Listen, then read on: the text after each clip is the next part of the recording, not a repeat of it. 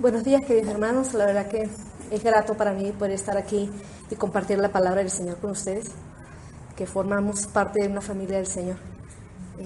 Por favor, abran sus Biblias en el libro de Éxodo, el capítulo 24, del versículo 12 al 18. La palabra del Señor dice: Yahvé dijo a Moisés: sube a lo más alto del monte y detente allí. Yo te daré unas tablas de piedra con la enseñanza y los mandamientos que tengo escrito en ellas, a fin de que los enseñes al pueblo. Partió, pues, Moisés con Josué, su ayudante, y ascendió el monte de Dios. Había dicho a los ancianos: aguarden aquí hasta que regresemos. Ahí quedan con ustedes Aarón y Hur, de manera que si se presentan alguna dificultad, recurran a ellos. Moisés, pues, subió al monte, al que cubrió enseguida una nube. La gloria de Yahvé estaba bajando sobre el Sinaí, y la nube lo envolvió durante 6 días. Al 7º día, él llamó a Moisés de en medio de la nube. La gloria de Yahvé estaba en la cumbre del monte, y los hijos de Israel la veían semejante a un fuego ardiente. Moisés entró en la nube mientras subía al monte. Moisés permaneció en el monte 40 días y 40 noches. Esta es palabra de Dios. Buenos días. Vamos a leer el Salmo 2. ¿Para qué meten ruido las naciones y los pueblos meditan vanos planes? Se sublevan los reyes de la tierra y sus fuerzas unen los soberanos en contra del Señor y de su ungido. Vamos, dicen, rompamos sus cadenas y su yugo quebremos.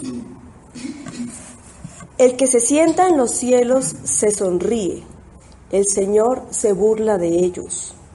Luego les habla con enojo y su furor los amedrenta. Yo soy quien ha consagrado a mi rey en Sión, mi monte santo. Voy a comunicar el decreto del Señor. Él me ha dicho: tú eres mi hijo mío, yo te he engendrado hoy. Pídeme y serán tu herencia las naciones, tu propiedad, los confines de la tierra. Las regirás con un cetro de hierro y quebrarás como cántaro de arcilla. Pues bien, reyes, entiendan, recapaciten, jueces de la tierra. Sirvan con temor al Señor. Besen temblando sus pies. No sea que se enoje y perezcan, pues su cólera estalla en un momento. Felices los que en él se refugian. Esta es palabra de Dios. Buenos días, hermanos. Yo les voy a leer la segunda carta de Pedro, capítulo 1, de los versículos 16 al 21. Dice la palabra del Señor: en efecto, no hemos sacado de fábulas o de teorías inventadas lo que les hemos enseñado sobre el poder y la venida de Cristo Jesús, nuestro Señor. Con nuestros propios ojos hemos contemplado su majestad. Cuando recibió de Dios Padre gloria y honor, en efecto, llegó sobre él una palabra muy extraordinaria de la gloriosa majestad. Este es mi Hijo, muy querido, el que me agradó elegir. Nosotros mismos escuchamos esa voz venida del cielo, estando con él en el monte santo.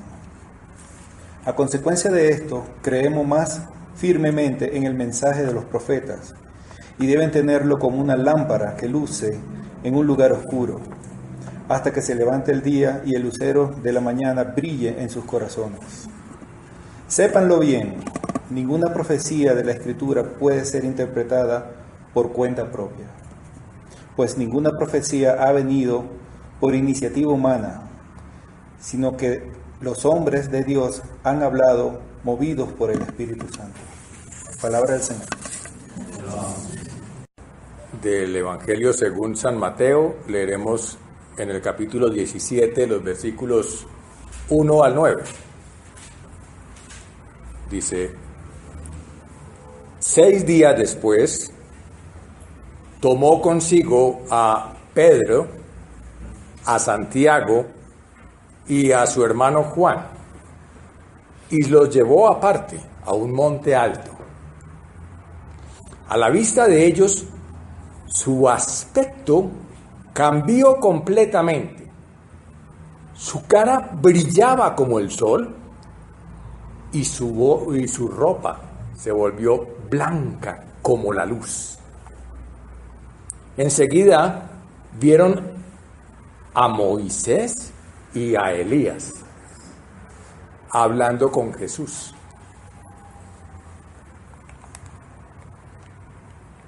No lo he aprendido.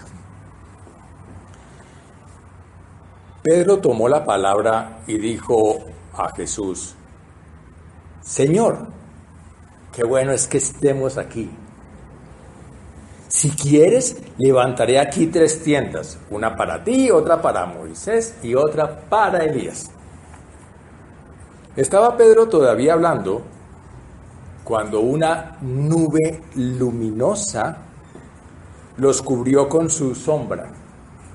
Y una voz que salía de la nube dijo: Este es mi Hijo, el amado. En él me complazco. Escúchenlo. Al oír la voz, los discípulos se echaron al suelo, llenos de miedo. Pero Jesús se acercó, los tocó y les dijo: levántense, no tengan miedo. Ellos levantaron los ojos, pero ya no vieron a nadie más que a Jesús. Mientras bajaban del monte, Jesús les ordenó: no hablen a nadie de esta visión hasta que el Hijo del Hombre haya resucitado de entre los muertos. Esto es palabra de Dios. Como nos explicaba Darío al comienzo de esta celebración, este domingo es la solemnidad de la Transfiguración, este evento extraordinario que acaba de narrarnos Mateo y que los otros evangelistas narran con otros detalles. Y que aquí culmina el tiempo litúrgico que llamamos de la Epifanía, de la presentación, de la revelación de la identidad de Jesús, de su naturaleza, de su plan, de su proclamación. Es decir, el momento que se declara la naturaleza, el plan y el programa del reino. Y así una revelación que ha ocurrido en una forma progresiva. Empezamos hablando de cómo le reconocían algunos que Juan el Bautista dio testimonio de él, que luego Simón, movido por el Espíritu Santo, es capaz de exclamar: tú eres. También luego más explícitamente Jesús mismo dice: yo soy. Y empieza a proclamar su reino. Y como decíamos, ese famoso sermón del monte, esa colección de enseñanzas que los discípulos recuerdan y agrupan en esta colección, en este tratado, se podría llamar la proclamación de los estatutos del reino que aquí comienza. Más explícito, uno dice, no podría estar. Ya está completamente, él dijo: yo soy. Él ya dijo, ya lo reconocieron, ya Juan el Bautista lo anunció, ya ha dicho las bienaventuranzas, ya ha dicho los valores y principios de ese reino, ya nos ha invitado a ser partícipes de él y hasta a ser perfectos, nos compartía Darío la semana pasada. ¿Qué falta?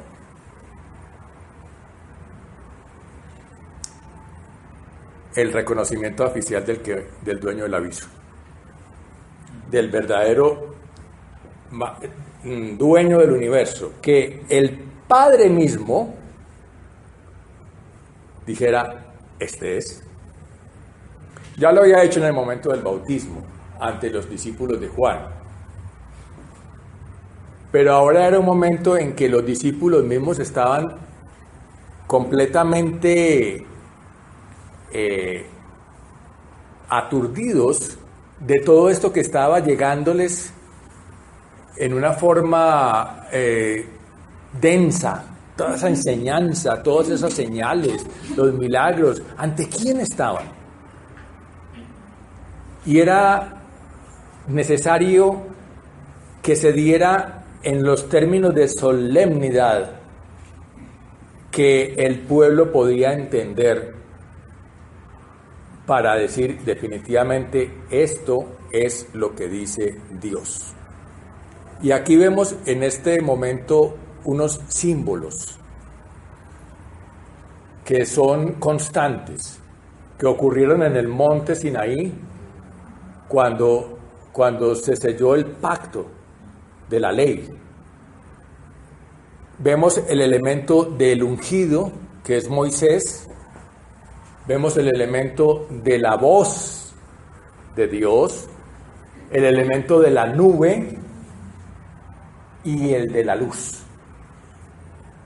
que son la manera como el pueblo podía entender el pacto de Dios. Para ellos era claro, esa simbología era claramente la que había utilizado Dios con Moisés, para decirles, hago pacto con el pueblo. Y aquí Mateo, recordemos, nos explicaba Magdalena, Mateo, un hombre judío que está hablando a judíos, muestra credenciales por excelencia para los judíos. Jesús es el nuevo Moisés, como quien dice, para que los hebreos lo entendieran.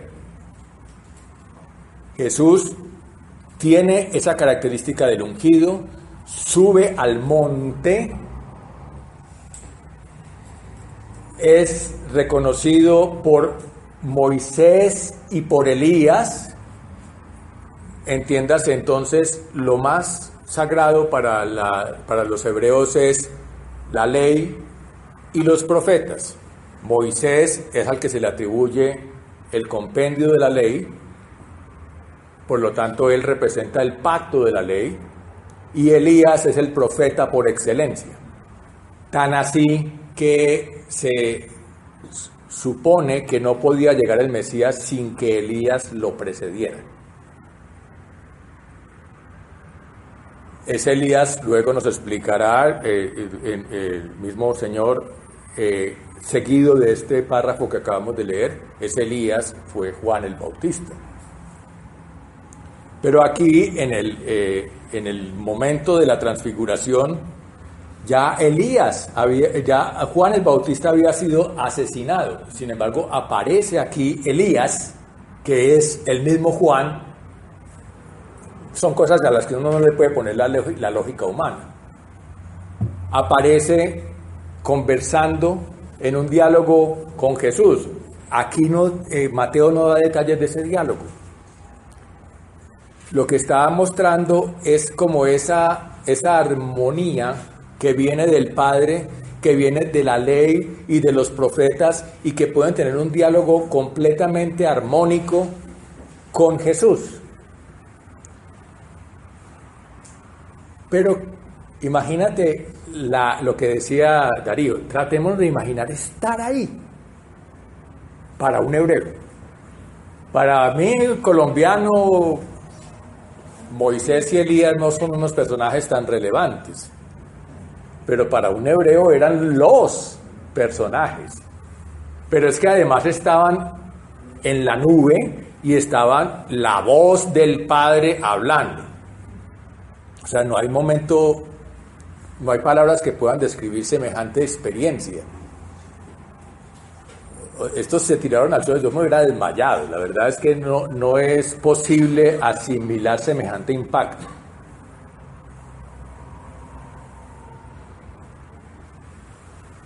¿Qué dice esa voz? Así como lo decía en el Salmo, decía, mi ungido es mi hijo, lo llamo mi hijo. Y en el Salmo no se refería realmente al Mesías que habría de venir. Estaba hablando del ungido de Israel, que en ese momento era su rey.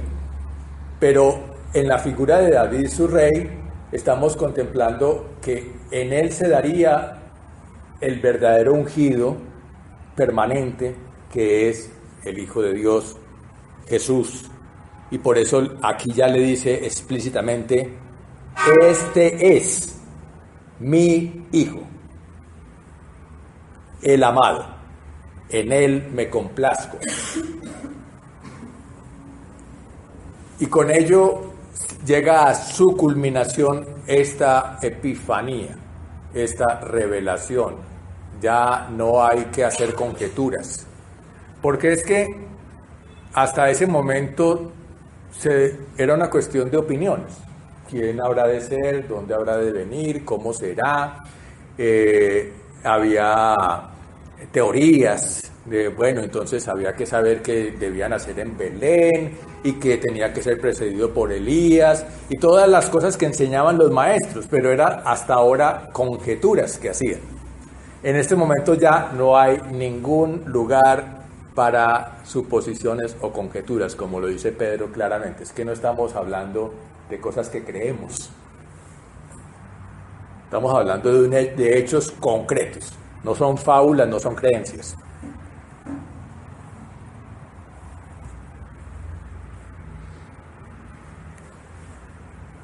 Escúchenlo a él. En español es redundancia decirlo así. En hebreo no. Hay una palabra para escuchar y otras para él, como en el inglés.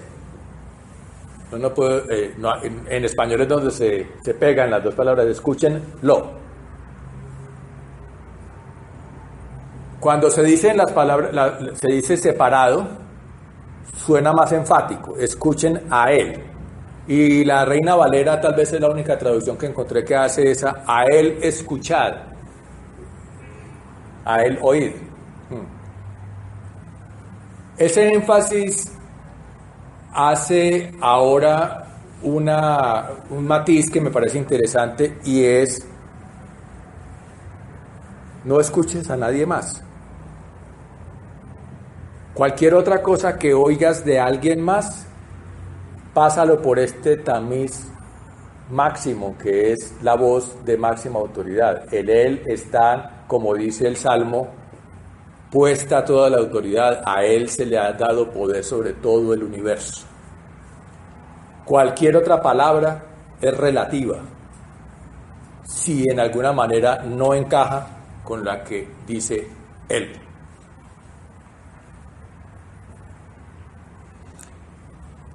Y entonces, ¿qué era lo que había que escuchar? Cuando ellos están postrados en el suelo, muertos de miedo, ¿qué es lo primero que les dice el maestro? Porque pues les han dicho escúchenlo, ¿no? Entonces nos interesa qué dice para saber qué es lo que hay que escuchar. Y lo primero que les dice es, levántense, no tengan miedo.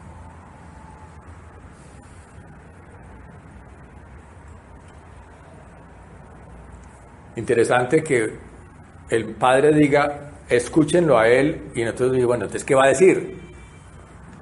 Debe ser eso primero que dice, debe ser muy importante para tener en cuenta cuando ya le pasaron la posta a este nuevo vocero oficial.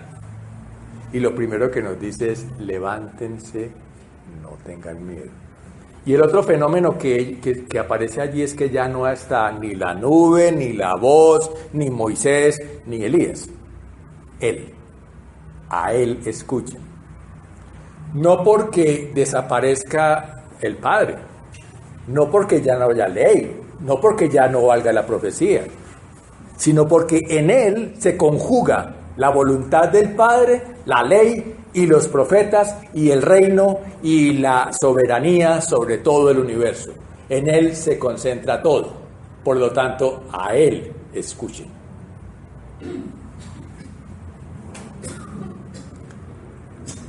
Yo me imagino las ganas que ellos tendrían de ir a contarle por lo menos al resto de los 12. Lo que no me vas a creer. Y la siguiente orden es, calladitos, todavía no es tiempo, porque todavía ni ustedes entienden lo que está pasando. Eso supongo yo, porque aquí no dice eso. Todavía no es el momento oportuno de que una revelación de este calibre caiga en manos de la gente común y corriente, supongo yo.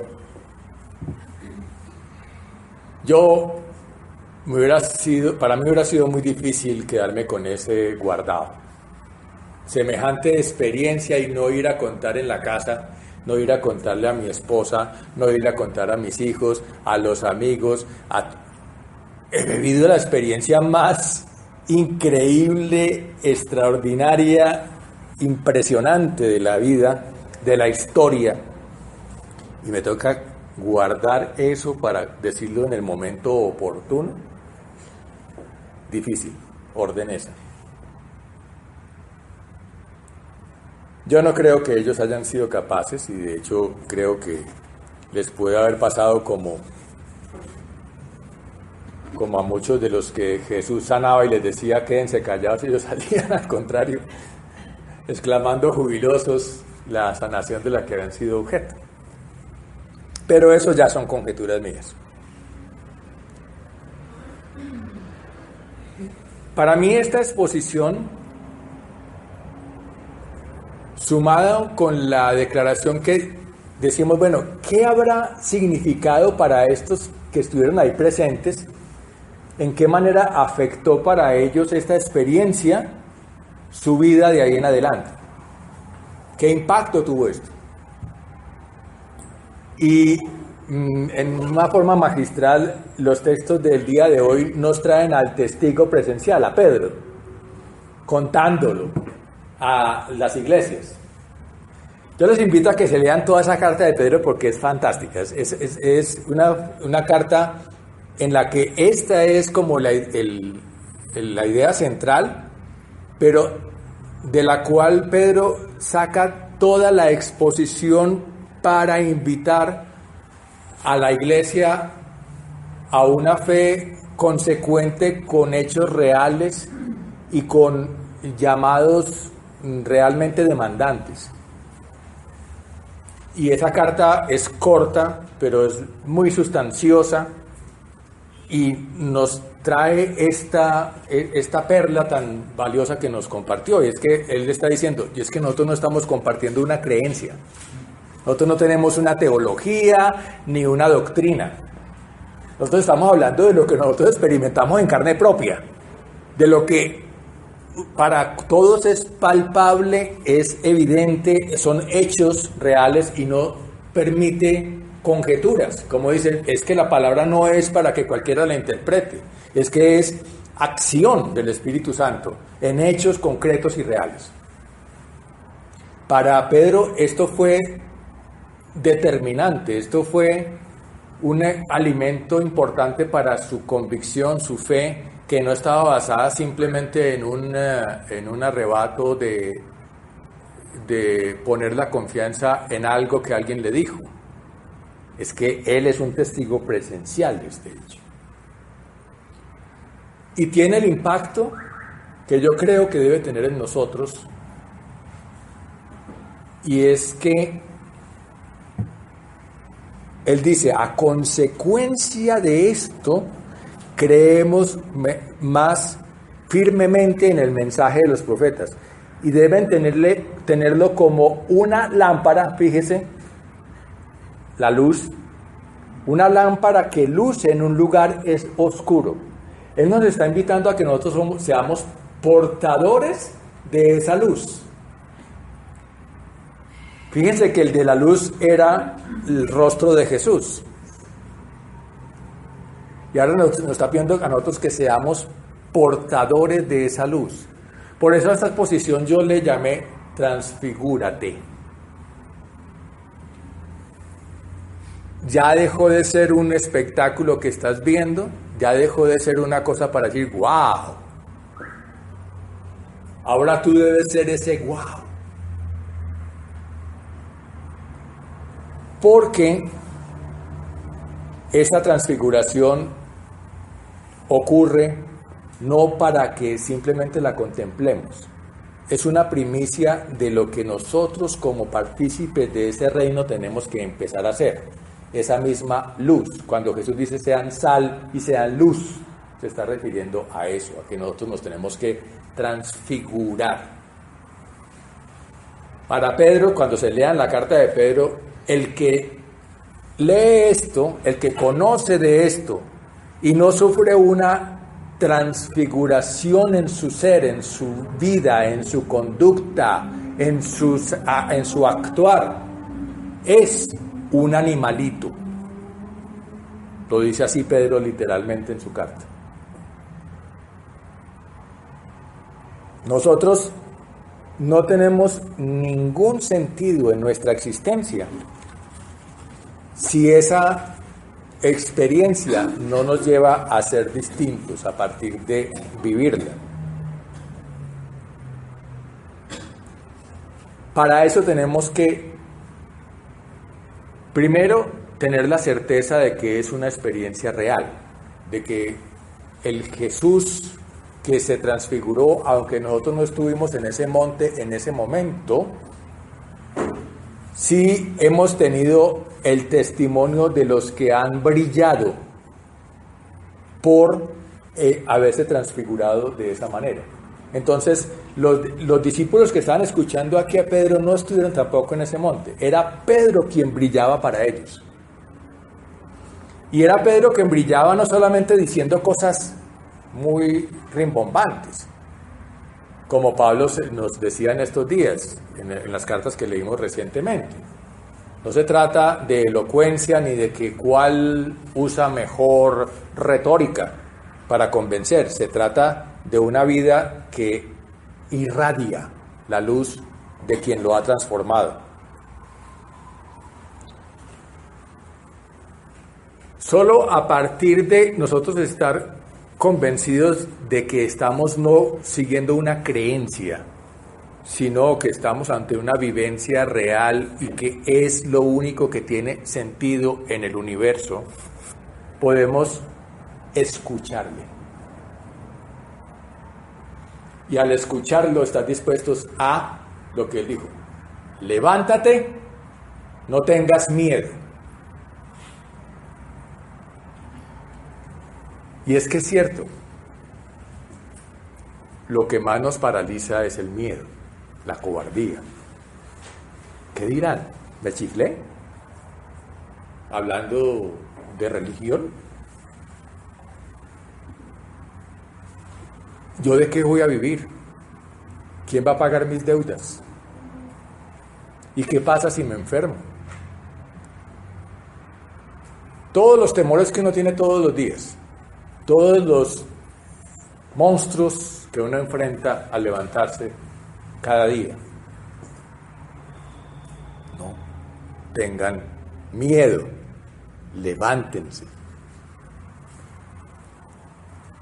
Esto está dicho después del Sermón del Monte, cuando Jesús les ha dicho: ¿ustedes por qué se preocupan por qué comerán? ¿Ustedes por qué se preocupan por cómo se vestirán? ¿Ustedes por qué se preocupan por su subsistencia? ¿Acaso alguno de ustedes puede agregarle un solo cabello a su cabeza? Ustedes ocúpense, busquen primeramente el reino de Dios y practiquen su justicia, que todas esas cosas vienen por añadidura. Aquí tiene mucho sentido ese no tengan miedo. Debo confesarles que para mí en estos días es muy reconfortante esta palabra. Porque pues he estado viviendo unos tiempos de cierta incertidumbre, de ciertas dificultades, de ciertos desafíos que parecen exceder mis capacidades. Y es bueno siempre uno recordarse, porque es muy fácil, cualquier perturbación lo agobia a uno y como que uno pierde estas esencias. Y es bueno recordarlas una y otra vez. Levántate, no tengas miedo. Transfigúrate en irradiador de esa luz, en practicar esa justicia, en que se note que algo pasó en tu vida.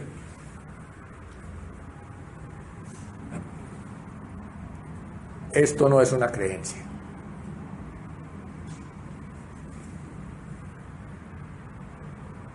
Y por lo tanto, creo que estamos llamados en este momento a pensar si yo hasta ahora he vivido una religiosidad. Si yo lo que veo en la palabra de Dios son promesas de bienestar, o son de pronto palabras muy sabias, o historias muy interesantes, pero hasta qué punto estos son mi transfiguración como ser que ahora se ha convertido en el Hijo de Dios y en el portador de esa luz. Les invito a que oremos para que el Espíritu Santo sea quien nos haga comprender este llamado.